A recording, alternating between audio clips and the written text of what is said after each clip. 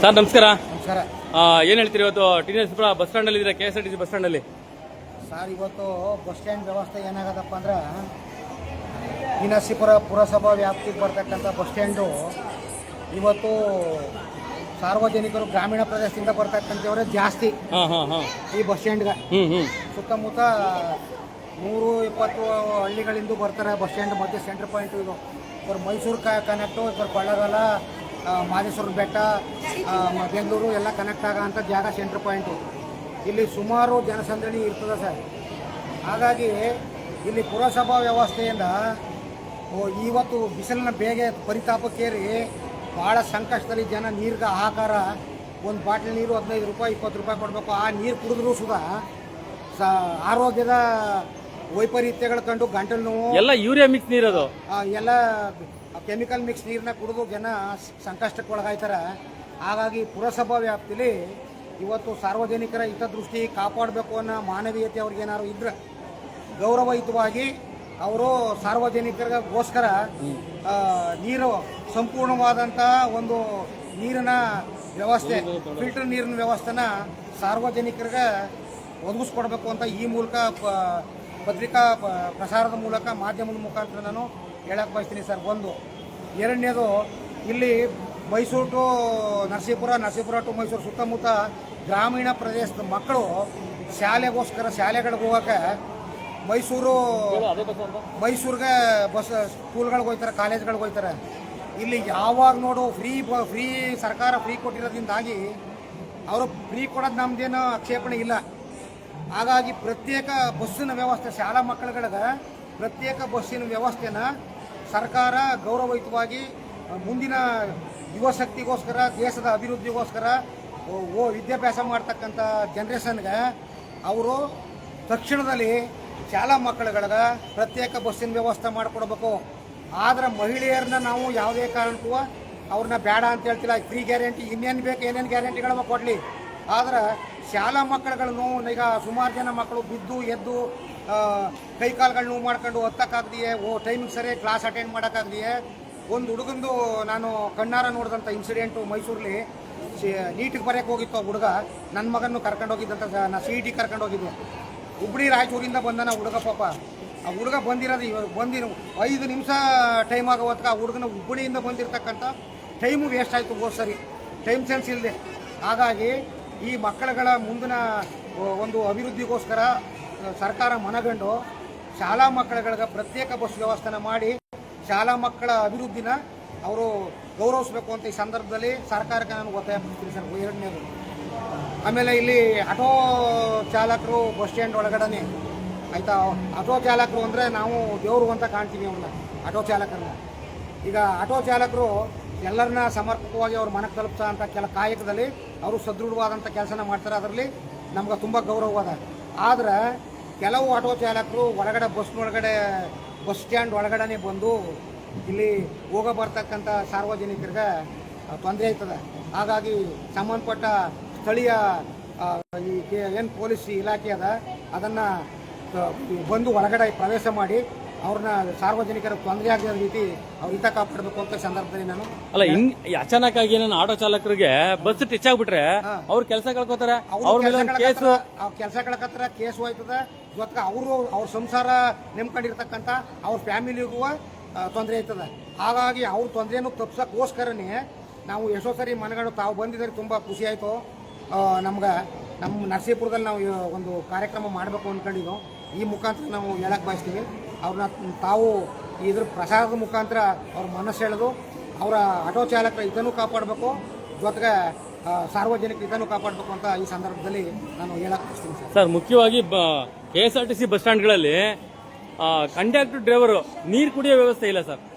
ನೋಡಿ, ಅನಧಿಕೃತ ಮಳಿಗೆಗಳು ಅಂತಾನೆ ಹೇಳ್ಬೋದು. ಯಾಕೆಂದ್ರೆ ನೋಡಿ, ಅಲ್ಲಿ ಒನ್ ಇಂಡಿಯಾ ಅಂತ ಹಾಕೊಂಡಿದ್ದಾರೆ. ಅದು ಯಾರು ಪರ್ಮಿಷನ್ ಕೊಟ್ಟರು ಅವ್ರಿಗೆ ಗೊತ್ತಿಲ್ಲ. ಆಯ್ತಾ, ಈ ತರ ಅನಧಿಕೃತ ಮಳಿಗೆಗಳನ್ನ ಎಷ್ಟು ಸರಿ ಇವ್ರು ಹಾಕೊಳ್ಳೋದು? ಅಟ್ಲೀಸ್ಟ್ ಕುಡಿಯೋ ನೀರಿನ ವ್ಯವಸ್ಥೆ ಇಲ್ಲ ಇಲ್ಲಿ. KSRTC ಶುದ್ಧ ನೀರಿನ ಘಟಕ. ಇವರು ಏನ್ ಮಾಡ್ತಾರೆ, ಸಂಪಾದನೆಗೋಸ್ಕರ, ಪುರಸಭಾ ಸಂಪಾದನೆಗೋಸ್ಕರ ಅನಧಿಕೃತ ಮಳಿಗೆಗಳನ್ನ ಕೊಟ್ಕೊಂಡಾರ ಸರ್. ಅದು ಇರೋದು ಜನಗಳ ಸಾರ್ವಜನಿಕರ ಬಳಕೆಗೋಸ್ಕರ ಉಪಯೋಗ ಆಗಬೇಕು ಹೊರತು ಇವರು ಸಂಪಾದನೆಗೋಸ್ಕರ ಅಲ್ಲ. ಇವ್ರು ಸಂಪಾದನೆ ಮಾಡಬೇಕಾಗಿರೋ ಮಳಿಗೆಗಳು ಬೇರೆ ಯಾವ ಇಲ್ಲಿ, ಅದನ್ನು ಮಾಡಲಿ, ನಾವೇನು ಬೇಡ ಅನ್ನಲ್ಲ. ಅನಧಿಕೃತವಾಗಿ ಕೊಟ್ಟಿರ್ತಕ್ಕಂಥ ಮಳಿಗೆಗಳನ್ನ ತೆರವು ಮಾಡಿಸಿ ಸಾರ್ವಜನಿಕರಿಗೆ ಬಿಟ್ಕೊಡ್ಬೇಕು. ಅವ್ರು ಇಟ್ಕೊಳ್ಳಿ ತೊಂದರೆ ಇಲ್ಲ, ಆದ್ರೆ ಕುಡಿಯೋ ನೀರಿನ ವ್ಯವಸ್ಥೆ ಮಾಡ್ಲಿ ಜೊತೆಗೆ ಹೌದು. ಅಲ್ವಾ. ಇವರೆಲ್ಲ ಕಾಸು ಕೊಟ್ಟು ಬಾಟ್ಲ ನೀರು ಕುಡಿಯಕ್ಕಾಗತ್ತಾ? ನೋಡಿ ಅಲ್ಲಿ ಹೋಟ್ಲಲ್ಲಿ ಬನ್ನಿ ತೋರಿಸಿ ನಿಮ್ಗೆ. ಆ ಹೋಟ್ಲಲ್ಲಿ ಕುಡಿಯೋ ನೀರಿನ ವ್ಯವಸ್ಥೆ ಹೆಂಗಿದೆ ಅಂತಂದ್ರೆ ಮೇಲೆ ಟ್ಯಾಂಕ್ ನೀರು ನಾನೇ ಕುಡ್ದೆ ನೋಡೋಣ ಅನ್ಬಿಟ್ಟು ನೋಡಿದ್ರೆ ಉಪ್ಪು ನೀರು. ಕಾವೇರಿ ಹೊಳೆ ಪಕ್ಕದಲ್ಲೇ ಇದೆ, ಅದು ಸಂಗಮ ನರಸೀಪುರ. ನಾಚಿಕೆ ಮನ ಮರ್ಯಾದೆ ಬಿಡುವ ಜನಪ್ರತಿನಿಧಿಗಳಿಗೆ. ಇವ್ರ ಯೋಗ್ಯತೆಗೆ ಒಂದು ಕುಡಿಯೋ ನೀರಿನ ವ್ಯವಸ್ಥೆ ಮಾಡಿಲ್ವಲ್ಲ ಇಲ್ಲಿ.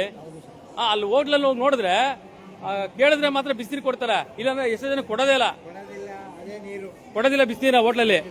ಹಾ ಅಟ್ಲೀಸ್ಟ್ ಇವರು ಯೋಗ್ಯತೆಗೆ ಒಂದು ಹಾ ಹಾ ಹಾ ಹಾಗಾಗಿ ತಾವೇ ನೋಡ್ತಾ ಇದ್ದೀರಾ, ಹಾಗಾಗಿ ಕುಡಿಯೋ ನೀರಿನ ವ್ಯವಸ್ಥೆ ಮಾಡಕ್ಕೆ ಯೋಗ್ಯತೆ ಇಲ್ಲ.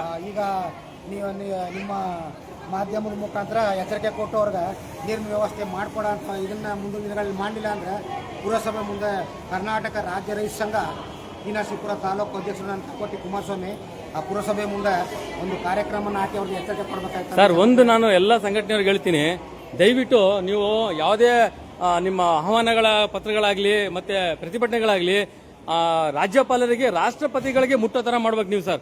ಯಾಕೆಂದ್ರೆ ಈ ಬಂಡ ಅಧಿಕಾರಿಗಳು ಕೆಲಸ ಮಾಡಲ್ಲ ಬಿಡಿ, ರಾಜಕಾರಣಿಗಳ ಚೇಲಾಗಳಂತ ಕೆಲವು ಕೆಲಸ ಮಾಡ್ತಾರೆ. ಬರೀ ಸ್ಟ್ರೈಕ್ ಬರೀ ನಿಮಗೋಸ್ಕರ ಸ್ಟ್ರೈಕ್ ಆಗುವಂಥದ್ದು. ಸರ್ಕಾರಿ ವರ್ಗದವರು ಅವ್ರ ಮೌಲ್ಯನ ಅವರೇ ತಾವೇ ಅರ್ಥ ಮಾಡ್ಕೊಂಡಿಲ್ಲ.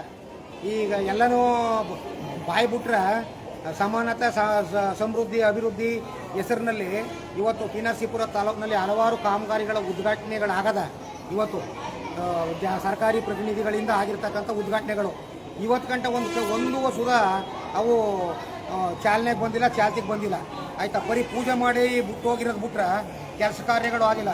ಉದಾಹರಣೆಗೆ ತಾಲೂಕು ಆಫೀಸ್ ಹಿಂಭಾಗ, ನಮ್ಮ ಶ್ರೀನಿವಾಸಪುರ ತಾಲೂಕು ಆಫೀಸ್ ಹಿಂಭಾಗ ಅದು ಚಾಮರಾಜನಗರವರೆಗೂ ಟಚ್ ಆಯ್ತದ.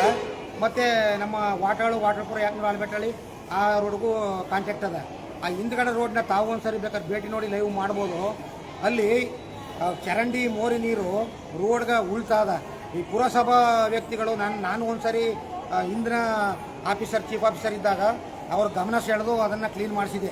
ರೈತ ಸಂಘದಿಂದ ನಾವು ಗಲಾಟೆ ಮಾಡಬೇಕಾಯ್ತಾ ಅಂತ ಹೇಳಿ ಚರ್ಚೆ ಮಾಡಿ ತಹಸೀಲ್ದಾರ್ ಮುಖಾಂತರ ಹೇಳಿಸಿ ಅವ್ರು ಚರ್ಚೆ ಮಾಡಿ ಮಾಡಿಸಿದ್ದು. ಇವಾಗ ಅದೇ ಇದನ್ನು ಕೇವಲ ಬರೀ 1 ಗಂಟೆ 2 ಗಂಟೆ JCP ಕೆಲಸ ಸರ್. ಅದನ್ನು ಮಣ್ಣು ಎತ್ತಾಕ್ಸಿ ಕೆಳಗಡೆ ನೀರು ಹೋಗೋಕೆ ಅನುವು ಮಾಡಿಕೊಟ್ಟಿಲ್ಲ. ಅದು ನೊಣಗಳು, ಸೊಳ್ಳೆಗಳು, ಆಮೇಲೆ ಅಲ್ಲಿ ತಿರುಗಾಡ್ತಕ್ಕಂಥ ಜನಗಳಿಗೆ ಸಾಯಂಕಾಲ ಟೈಮ್ ಹೋಗೋಂಥ ಜನಗಳಿಗೆ ಎಲ್ಲ ಅಲ್ಲ. ಈಗ ಹೋಗಿ ಪುರಸಭೆಯಲ್ಲಿ ಕೇಳಿದ್ರೆ ಸರ್ ಬಾಡಿನೇ ಇಲ್ಲ ಸರ್, ಇವತ್ತು ಜನಪ್ರತಿನಿಧಿ ಬಾಡಿನೇ ಹೊಟ್ಟೋಗ್ಬಿಟ್ಟಿದೆಯಲ್ಲ, ಸರ್ಕಾರದ ಬಾಡಿನೇ ಇಲ್ವಲ್ಲ ಅಂತಾರೆ. ಅಧಿಕಾರಿಗಳು ಕೆಲಸ ಮಾಡಲ್ಲ, ಅಧಿಕಾರಿಗಳು ಜನಪ್ರತಿನಿಧಿ ಹೇಳ್ತಾರೆ, ಜನಪ್ರತಿನಿಧಿ ಅಧಿಕಾರಿಗಳ ಮೇಲೆ ಹೇಳೋದು. ಬಾಡಿ ಇಲ್ದೇದ್ಮೇಲೆ ಇವ್ರಿಗೆ ಏನ್ ಕೆಲಸ ಇದ್ದು ಸರ್? ಬಾಡಿ ಇಲ್ದೇದ್ಮೇಲೆ ಇವರು ಆಡಳಿತಾಧಿಕಾರಿ ಇವರೇ ಆಗಿರ್ತಾರೆ, ಇಲ್ಲಾಂದ್ರೆ ಇವ್ರು ಸಂಬಂಧಪಟ್ಟ ಅಧಿಕಾರಿಗಳು ಯಾರೋ ವಹಿಸ್ಕೊಂಡಿರ್ತಾರೆ ಜವಾಬ್ದಾರಿನ. ಅವರು ಕೂತು ಕೆಲಸ ಮಾಡಬೇಕು. ಬಾಡಿ ಇಲ್ಲ ಅಂದಮೇಲೆ ಇವ್ರು ಕೆಲಸ ಇಲ್ಲ ಅಂದ್ರೆ ಇವ್ರು ತಿಂಗಳ ಕೆಲಸ ಇಲ್ಲ ನಮ್ಗೆ ಅಂದ್ಬಿಟ್ಟು ಸಂಬಳ ತಗೊಳ್ಳಲ್ವಾ? ತಿಂಗ ಸಂಬಳ ತಗೊಳ್ಳಲ್ವಾ? ಬಾಡಿ ಇಲ್ಲ ಅಂತಲೇ ಹೇಳ್ಕೊಂಡು ಇವರು ಬೇರೆ ಬೇರೆ ಚಟುವಟಿಕೆಗಳನ್ನು ನಾವು ಬಾಡಿ ಇಲ್ಲದಂಥ ಸಂದರ್ಭದಲ್ಲಿ ಬೇರೆ ಬೇರೆ ಚಟುವಟಿಕೆಗಳು ಮಾಡ್ತಾರೆ. ನಾವು ಮಾಹಿತಿ ಕೇಳಿ ಅವ್ರಿಗೆ ಇನ್ನೊಂದು ಹೇಳಕ್ಕೆ ಬಯಸ್ತೀನಿ ಸರ್. ಮೊದಲು ಇಲ್ಲಿ ಕರ್ನಾಟಕ ಸರ್ಕಾರದಲ್ಲಿ ಲೋಕಾಯುಕ್ತ ಅನ್ನೋದೊಂದು ದೊಡ್ಡ ಸಂಸ್ಥೆ ಅದ, ಭ್ರಷ್ಟಾಚಾರ ಕಂಡಿರ್ತಕ್ಕಂಥ ಸಂಸ್ಥೆ ಇಲ್ಲದ. ಆಯಿತಾ, ರೈತರನ್ನ ಸಂಪಾದನೆ ಮಾಡೋರನ್ನ, ಕೂಲಿ ಕಾರ್ಮಿಕರ ಸಂಪಾದನೆ ಮಾಡಿ ಹೊಲ ಮಾರಿ ಅಟ್ಟಿ ಮಾರಿ ದುಡ್ಡು ಮಾಡ್ಕೊಂಡು ಮನೆ ಕಟ್ಟೋರು ಹಿಡಿಯೋದಲ್ಲ. ಅವ್ರು ಏನು ಮಾಡಬೇಕು ಅಂದ್ರೆ, ಒಬ್ಬ ಪಂಚಾಯತಿ PDO, ಒಂದು ಸಾಮಾನ್ಯ ಪಂಚಾಯತಿ PDO ಅದು ಒಂದು 20 ಎಕರೆ ಜಮೀನು, ಒಂದು 20 ಬಿಲ್ಡಿಂಗ್ ಕಟ್ಟಿರ್ತಾನೆ. ಅದು ನಗರ ಬೆಂಗಳೂರಲ್ಲಿ ಮಾಡ್ಕೊಂಡಿರ್ತಾರೆ, ಗೊತ್ತಾಗ್ಬಿಡುತ್ತೆ ಅಂತ. ನಾವು 20 ಎಕರೆ 50 ಎಕರೆ ವ್ಯವಸಾಯ ಮಾಡಿ ದುಡಿದ್ರು ನಾವು ಕಟ್ಟಕ್ಕಾಗದಂಥದ್ದು ಅದು ಅಂತ ಒಂದು ಕೆಲಸಗಳನ್ನ ಈ ಅಧಿಕಾರಿಗಳು ಯಾರು ಮಾಡ್ತಾರೆ ಅವ್ರನ್ನ ಮಾನ್ಯ ಲೋಕಾಯುಕ್ತರ ಮೇಲೆ ಅಪಾರ ಗೌರವ ಇರ್ತಕ್ಕಂಥದ್ದು ನಮ್ಗೆ. ಅವರು ಪ್ರತಿಯೊಬ್ಬ ಅಧಿಕಾರಿಗಳನ್ನೂ ಅವರು ಹಿಡಿದು ಏನು ಮಾಡಾರ, ಹೆಂಗೆ ಸಂಪಾದನೆ ಆಯಿತು, ಮೂಲ ಎಲ್ಲಿ ಬಂತು ಅನ್ನೋದನ್ನ ಹುಡುಕಿ ಅವ್ರ ಮೇಲೆ ಭ್ರಷ್ಟಾಚಾರದ ಆರೋಪದ ಮೇಲೆ ಅವ್ರನ್ನ ಒಳತಳ್ಳಿ ಬೇರೆಯವ್ರಿಗೆ ಅನುವು ಮಾಡಿಕೊಡ್ಬೇಕು ಸರ್. ಅವರು ಸರ್ ಕೇವಲ ಸರ್ಕಾರಿ ಇಲಾಖೆಯಲ್ಲಿ ಸರ್ಕಾರಿ ಇಲಾಖೆಗಳಲ್ಲಿ ಮುಖ್ಯವಾಗಿ ಎಲ್ಲ ಇಲಾಖೆನೂ ಮುಟ್ತಾರೆ ಇವರು. ಯಾಕೆ ಪೊಲೀಸ್ ಇಲಾಖೆ ಮುಟ್ಟಲ್ಲ ಇವರು? ಹೇಗೆ ಹೆದರಿಕೆನಾ? ಪೊಲೀಸ್ ಇಲಾಖೆ ಅಂದ್ರೆ ಅವರು ಜಾಯಿಂಟ್ ಇಲಾಖೆ ಅದು. ಹಂಗಾಗಿ ಮುಟ್ಟಲ್ಲ. ಹಂಗಾಗಿ ಯಾಕೆ ಪೊಲೀಸ್ ಇಲಾಖೆಯಲ್ಲಿ ಭ್ರಷ್ಟಾಚಾರ ಇಲ್ವಾ? ಅದಕ್ಕಿಲ್ಲ ಸರ್. ಇಡೀ ರಾಜ್ಯ ನೋಡ್ತಲ್ರಿ ಸೋಷಿಯಲ್ ಮೀಡಿಯಾಗಳಲ್ಲಿ.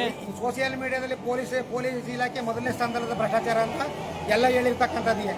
ಭ್ರಷ್ಟಾಚಾರನ ಪೊಲೀಸ್ ಇಲಾಖೆಯಲ್ಲಿ, ಆಯ್ತಾ, ಅದು ಎರಡನೇ ಮಾತೇ ಇಲ್ಲ. ಹಾಗಾಗಿ ಅವ್ರಿಗೂ ಒಂದೇ ನ್ಯಾಯ, ಸಾಮಾಜಿಕ ನ್ಯಾಯ ಅಂತಂದ್ಮೇಲೆ ಎಲ್ಲರಿಗೂ ಒಂದೇ ನ್ಯಾಯ ಇರಬೇಕಲ್ವ? ಇದನ್ನ ತಾವು ಪೊಲೀಸ್ ಇಲಾಖೆ ಇನ್ಕ್ಲೂಡ್ ಈಗ ಒಂದು 36-38 ಇಲಾಖೆ ಏನದ ಅಷ್ಟು ಇಲಾಖೆಯಲ್ಲೂ ಭ್ರಷ್ಟಾಚಾರ ಅನ್ನೋದು ತುಂಬಿ ತುಳ್ಕಾಡ್ತಾ ಇದೆ. ಭ್ರಷ್ಟಾಚಾರದ ಆಮೇಲೆ ಈ ವಿದ್ಯಾರ್ಥಿಗಳಿಗೆ ಬರಬೇಕಾದಂಥ SC/ST ಸ್ಕಾಲರ್ಶಿಪ್ಗಳು ಸುದ ಇವತ್ತು ಗಂಟೆ ಬಂದಿಲ್ಲ. ಆಯಿತಾ, ಎಷ್ಟೋ ಜನ ಇವತ್ತು ಗಂಟೆ ಸ್ಕಾಲರ್ಶಿಪ್ಗಳನ್ನು ಕೊಟ್ಟಿಲ್ಲ. ಆಯಿತಾ, ಆ ಮಕ್ಕಳ ಭವಿಷ್ಯ ಏನಾಗಬೇಕು? ಮುಂದಿನ ದೇಶದ ಪ್ರಜೆಗಳು ಅವರು ಸರ್ಕಾರ ನೇಮ್ಕೊಂಡು ಅವ್ರ ತಂದೆ ತಾಯಿಗಳು ಕೂಲಿ ನಾಲಿ ಮಾಡಿ ಓದಿಸಿರ್ತಾರೆ. ಅಲ್ಲಿ ಬರ್ತದ ನಮ್ಗೆ ವಿದ್ಯಾಭ್ಯಾಸಕ್ಕೆ ಆಯ್ತದ, ನಮ್ಮ ಬದುಕಟ್ಟುಗಳಕ್ಕೆ ಆಯ್ತದ ಅಂತ ಹೇಳಿದ್ರು ಸುದ ಆ ದುಡ್ಡು ಸುದ ಇವತ್ತು ಅವ್ರಿಗೆ ಇವತ್ತು ಗಂಟೆ ತಲುಪಿಲ್ಲ. ಇಂಥ ದುಡ್ಡುಗಳನ್ನೆಲ್ಲ ತಗೊಂಡು ಗ್ಯಾರಂಟಿ ಯೋಜನೆಗಳಿಗೆ ಹಾಕೊಂಡು ಪಾಪ ಅವ್ರನ್ನ ಸಮರ್ಥನೆ ಮಾಡ್ಕೊಳ್ಳುವಂತ ಕೇಳಿ ಸರ್, ಸಮರ್ಥನೆ ಮಾಡ್ಕೊಳ್ಳುವಂತ ಕೆಲವೊಂದು ಇದೆಯಲ್ಲ, ಒಂದೊಂದು ಜಾತಿ ಪಕ್ಷಗಳಿದೆಯಲ್ಲ, ಆಯ್ತಾ, ಸಮರ್ಥನೆ ಮಾಡ್ಕೊಡ್ತಾರೆ ಮತ್ತೆ ಅದನ್ನು ಸಮರ್ಥನೆ ಮಾಡ್ಕೊತಾರೆ. ದೇಶದಲ್ಲಿ ದೊಡ್ಡ ದುರಂತ ಅಂದ್ರೆ ಜಾತಿ ಸರ್. ಹೌದು, ಈ ಜಾತಿ ಅನ್ನೋದೇ ದೊಡ್ಡ ಕಂಟಕ ಈ ದೇಶಕ್ಕೆ ಮಾರಕವಾಗಿರ್ತಕ್ಕಂಥದ್ದು. ಹೌದು, ಆಯ್ತಾ, ಈಗೇನ್ ಮಾಡದ ಎಲ್ಲಾ ಸಮುದಾಯಗಳಿಗೂ ಜಾತಿ ಪಟ್ಟ ಕಟ್ಟಿ ಅವ್ರವ್ರೇ ಒಂದೊಂದು ಹಬ್ಬ ಮಾಡಿಸ್ತಾವ್ರ. ಆಯ್ತಾ, ಈ ಬಸವಾದಿ ಶರಣರ ನಾವು ಇದ್ದಂತ ಇಂದಿನ ಇದರಲ್ಲಿ ಒಂದೇ ಹಬ್ಬ ಅವರು ವೈಯಕ್ತಿಕವಾಗಿ ಮಾಡ್ಕೊತಿರು, ಅವ್ರ ಮನೇಲಿ ಇರ್ತಿರು. ಈಗ ಜಾತ್ಕೊಂದು ಹಬ್ಬ ಮಾಡಿ ಅವ್ರನ್ನೆಲ್ಲ ಬೀದಕ್ಕೆ ತಂದು ನರಸೀಪುರ ಒಂದೇ ಆ ಸಮಾಜನೂ ನಂಜನಗೂಡ ಅದು ಎಷ್ಟೈತೆ ನೋಡೋದು, ಹೇಳಿ ಹೇಳಿ ಹೇಳಿ ಮಾತಾಡಿ. ಆ ಸಮಾಜನ ದಿಕ್ ತಪ್ಸ ಅಂತ ಒಂದು ಮೌಢ್ಯಕ್ತಳ್ಳ ಅಂತ ಕೆಲಸನ ಇವರು ಸರ್ಕಾರಗಳೇ ಮಾಡ್ತಾವ ಸರ್. ನಂಜನಗೂಡಿದ್ದು ಮೌಢ್ಯ ಎಲ್ಲ ಮೌಢ್ಯಕ್ಕೆ ತಳ್ತಾವ್ರ. ಆಯ್ತಾ, ಮೌಢ್ಯಗಳ ತಳ್ಳಿ ವಿದ್ಯಾರ್ಥಿಗಳ ಬದುಕಿನ ಮೇಲೆ ಚೆಲ್ಲಾಟ ಆಡ್ತಾರೆ. ಅವ್ರಿಗೂ ನೋವಾಯ್ತದ, ಅವ್ರ ಮನೆ ಮಕ್ಕಳುಗಳಿಗೂ ನೋವಾಯ್ತದ. ತಂದೆ ಪಾಪ ಏನೋ ಇದ್ದದವರು ಏನೋ ಅಷ್ಟ ಬರ್ತದ, ನನ್ನ ಮಗನ ವಿದ್ಯಾಭ್ಯಾಸಕ್ಕೆ ಆಯ್ತದ ಅಂದ್ಕೊಂಡಿರೋದು ಅದು ಸೊನ್ನೆ ಆಯ್ತಾ. ಅದಾಗಬಾರ್ದು. ದಾವಣಗೆರೆಯಲ್ಲಿ ವಿದ್ಯಾರ್ಥಿಗಳು ಸ್ಟ್ರೈಕ್ ಮಾಡಿದ್ರು, ಅವ್ರನ್ನ ಅರೆಸ್ಟ್ ಮಾಡ್ತಾರೆ. ಆಯ್ತಾ, ಅದರಲ್ಲೂ ಅತಿ ಹೆಚ್ಚು ಯುವಶಕ್ತಿ ಇರೋದು ನಮ್ಮ ದೇಶದಲ್ಲಿ. ಆಯ್ತಾ, ಏನು ಇವ್ರು ಕೆಲಸ ಕೊಟ್ಟು ಯಾವುದೇ ಸರ್ಕಾರಗಳು ಬರಲಿ ಸರ್, ಏನ್ ಕೆಲಸ ಕೊಟ್ಟಾರ? ಯಾವ ವಿದ್ಯಾರ್ಥಿಗಳಿಗೆ ಏನ್ ಕೆಲಸ ಕೊಟ್ಟಾರ ಇವರು? ಯಾವುದೇ ಬರೀ ಇದು ಪೇಪರ್ ಸ್ಟೇಟ್ಮೆಂಟು ಅಷ್ಟೇ, ಪತ್ರಿಕೆ ಹೇಳಕ ಅಷ್ಟೇ. ಇದುವರೆಗೂ ಉದ್ಯೋಗ ಸೃಷ್ಟಿನೂ ಆಗಿಲ್ಲ. ಉದ್ಯೋಗ ಕೊಡೋದ್ ಬೇಡ, ನಾವು ಕಟ್ಟಂತ ತೆರಿಗೆ ಹಣನ ವಿದ್ಯಾರ್ಥಿ ವೇತನ ಕೊಡ್ಲಿ ಅವ್ರಿಗೆ ಯೋಗ್ಯತೆಗೆ. ವಿದ್ಯಾರ್ಥಿಗಳು ವೇತನ ಕೊಡ್ತಾ ಇಲ್ಲ ಅವ್ರಿಗೆ. ನಾವು ತೆರಿಗೆ ಕಟ್ಟಂತ ಟ್ಯಾಕ್ಸ್ ನ ಅವ್ರಿಗೆ ಸ್ಕಾಲರ್ಶಿಪ್ ಕೊಡೋಕೆ ಯೋಗ್ಯತೆ ಆಗ್ತಿಲ್ಲ. ಯಾವ ಸರ್ಕಾರ ಬಂದ್ರೆ ಕೇಂದ್ರ ಸರ್ಕಾರ ಒಂಥರ ಮಾಡೋದು, ರಾಜ್ಯ ಸರ್ಕಾರ ಒಂಥರ ಮಾಡೋದು. ಅದಕ್ಕೆ ಕಾರಣ ಯಾರು ಅಂದ್ರೆ ಸಹ ಜನಸಾಮಾನ್ಯರು ಮುಂದಿನ ದಿನಗಳಲ್ಲಿ ಜನಸಾಮಾನ್ಯರು ನಮ್ಮಂತವ್ರೇನು ಹೋಗಕ್ ಹೋಗಲ್ಲ. ತಪ್ಪಾಗಿ ಅರ್ಥ ಮಾಡ್ಕೋಬಾರ್ದು. ನಾವು ರೈತ ಸಂಘದಲ್ಲಿ ಹೋರಾಟ ಮಾಡ್ತಿರ್ತಕ್ಕಂಥದ್ದು. ಆಯ್ತಾ, ಆಯ್ತಾ, ಜನಸಾಮಾನ್ಯರು ನಮ್ಮಂತವ್ರು ಅವರು ಇವರು ಅಂತ ಯಾರ ಬಂದು ಹೇಳ್ಬಿಟ್ಟು ಹೋದ್ರು. ಬೇಕಾದ್ರೆ ನರಸೀಪುರದಲ್ಲಿ ಹೋಗಿ ವಿಚಾರಿಸ್ಕೋಬಹುದು. ಟಿ ನರಸೀಪುರ ತಾಲೂಕಲ್ಲಿ ಮಧ್ಯದಲ್ಲಿ ನಾವು 40 ವರ್ಷ ಹಾಕತ್ತಿದ್ರೆ ಒಂದು ಪೇಪರ್ ಸ್ಟೇಟ್ಮೆಂಟ್ ಕೊಡೋ ಕೇಳ್ರಿ. ಕ್ಯಾಮ್ರಾ ಮುಂದೆ ನಿಂತ್ಕೊಂಡು ಹಿಂಗಡೆ ನಿಂತ್ಕೊಂಡು ಬ್ಯಾಕ್ಗ್ರೌಂಡ್ ಹಾಕೋದಲ್ಲ, ಕಾಮೆಂಟ್ ಹಾಕೋದಲ್ಲ. ತಿಕ್ಕಲ್ ದಮ್ಮಿದ್ರೆ ಬಂದು ಕ್ಯಾಮ್ರಾ ಮುಂದೆ ನಿಂತ್ಕೊಂಡು ಮಾತಾಡ್ಬೇಕು. ಅದು ಯಾವನ್ನ ನಿಂತ್ಕೊಂಡು ಕಾಮೆಂಟ್ ಹಾಕೋದು, ಯಾವನ್ನ ನಿಂತ್ಕೊಂಡು ಹಿಂಗಡೆ ಪುಂಗಿ ಓದೋದಲ್ಲ. ರಾಜಕಾರಣಿಗಳಿಗೆ ಬಗೆ ಹಿಡ್ಕೊಂಡು ಪಟಾಕಿ ಹಿಡ್ಕೊಂಡು ಮಾಲೆ ಹಾಕ್ಬಿಟ್ಟು ಅವ್ರ ಅಪ್ಪ ಸತ್ತಾಗೂ ಒಂದು ಹಾರ ಹಾಕಲ್ಲ. ರಾಜಕಾರಣಿ ಬಂದಿದ ತಕ್ಷಣ ಹಾರ ಹಾಕ್ಬಿಟ್ಟು ಪಟಾಕಿ ಹೊಡಿತಾರೆ. ಯೋಗ್ಯತೆಗೆ ಮೂಲಭೂತ ಸೌಕರ್ಯ ಕೇಳಕ್ಕೆ ಯೋಗ್ಯತೆ ಇಲ್ದಿರಂತ ಒಂದಷ್ಟು ಚೇಲಾಗಳಿದ್ದಾರೆ ಇಲ್ಲಿ. ಹಾಗಾಗಿ ಇವತ್ತು ರೈತ ಸಂಘಟನೆಗಳನ್ನ ಮಾಧ್ಯಮದವ್ರನ್ನ ಚೇಲಾಗಳ ತರ ಇವ್ರು ನೋಡ್ತಾರೆ. ಕಮ್ಯುನಿಟಿ ಏಜೆಂಟ್ಗಳು ಹಂಗಿಲ್ಲ. ಇವರೆಲ್ಲ ಯಾರ ನೋಡಿ ಏನಾಗಿದೆ ಅಂದ್ರೆ, ಯಾವನೊಬ್ಬ ಮಂತ್ರಿ MLA ಗೆದ್ಬಿಟ್ರೆ ನಾನ್ ಟ್ರಾನ್ಸ್ಫರ್ ಮಾಡ್ತೀನಿ ಅನ್ಬಿಟ್ಟು ಅವ್ನ್ ಚೇಲಾಗ ಹೋಗ್ಬಿಟ್ಟು ಹಾರ ಹಾಕ್ಬಿಟ್ಟು ಬಕೆಟ್ ಹಿಡಿದು ಅವ್ನ್ ಟ್ರಾನ್ಸ್ಫರ್ ಮಾಡಿಸ್ಬಿಡ್ತಾನಂತೆ ಅವ್ನ್ ಚೇಲ.